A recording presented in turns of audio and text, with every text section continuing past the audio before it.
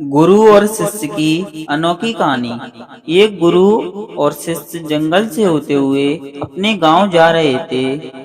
अंधेरा काफी हो चुका था। शिष्य ने अपने गुरु से कहा कि गुरुजी, काफी रात हो चुकी है, अगर आप कहें तो आज की रात यहीं आसपास के किसी गांव में गुजार लेते हैं। गुरुजी ने कहा, अपना सर हिलाया और वो आसपास के गांव में एक छोटे से घर के पास जाकर रुके। जब बैठे ही वहां गए तो गुरुजी के शिष्य ने दरवाजा खटखटाया। उस घर से एक गरीब आदमी बाहर आया तो गुरुजी ने बोला, हम अपने गांव जा रहे थे, लेकिन काफी रात होने की वजह से हम अपने घर नहीं जा सकते। इसी गांव में रुकने को सोचा है। क्या हम आज रात आपके यहाँ रुक सकते हैं? गरीब आदमी बोला, हाँ क्यों नहीं, आप दोनों अंदर आइए। अब जैसे ही गुरुजी अंदर गए, उन्होंने देखा कि उस आदमी के घर में बहुत ज्यादा गरीबी है। गुरुजी ने उससे पूछा कि आप काम क्या करते हो? वह गरीब आदमी बोला कि मेरे पास बहुत सारी जमीन है। तो गुरुजी ने बोला, अगर तुम्हारे पास बहुत सारी जमीन है तो इस तरह से क्यों रहते हो?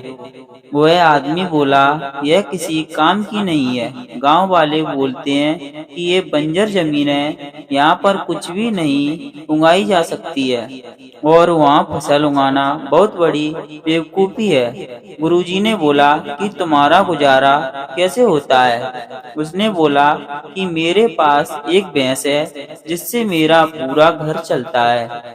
ये सुनने के बाद गुरुजी ने सो जाते हैं और रात में जब सब लोग सो रहे होते हैं तब गुरुजी ने अपने शिष्य को उठाया और उस गरीब आदमी की भैंस लेकर अपने गांव चले जाते हैं। शिष्य अपने गुरु से पूछता है कि गुरुजी, कहीं आप ये गलत तो नहीं कर रहे हैं?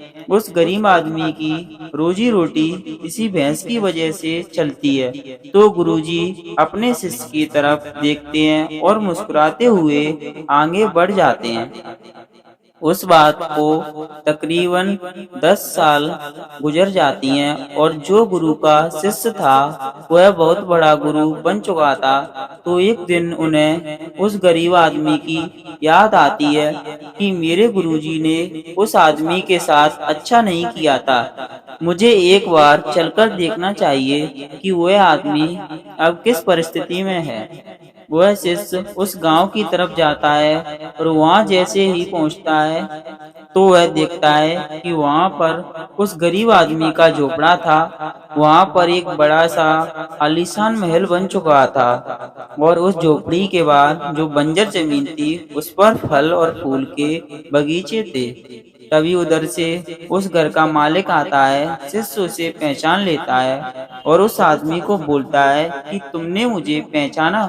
अपने गुरुजी के साथ आया था, हमने एक रात के लिए आपके यहाँ रुके भी थे। वह आदमी उसे पहचान लेता है और बोलता है कि उस रात में आप कहाँ चले गए थे?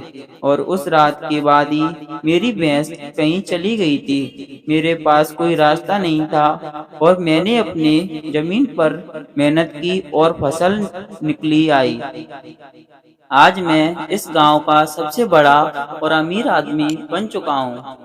ये सुनने के बाद शिष्य की आंखों में अपने गुरुजी के लिए आंसू आ गए और उसे ये बात अब तक समझ आई। वो रोने लगा। इस कहानी से हमें यह सीख मिलती है कि हमारे अंदर ऐसी बहुत सी टैलेंट छुपी हुई हैं, लेकिन हम उसे यूज नहीं कर पाते। ना कोई चीज रुका कर सकती है। वो आपसे फैमिली वाले भी हो सकते हैं, आपको जो भी हो सकती है, कुछ और भी हो सकता है, लेकिन आपके पास भी तो भैंस की जैसी दूसरी चीज तो नहीं है जिससे आपको आगे बढ़ने से रोक रही हो। आशा करते हैं आप लोगों को हमारी ये कहानी अच्छी लगी हो तो लाइक और हमारे चैनल को सब्सक्राइब जरूर करें।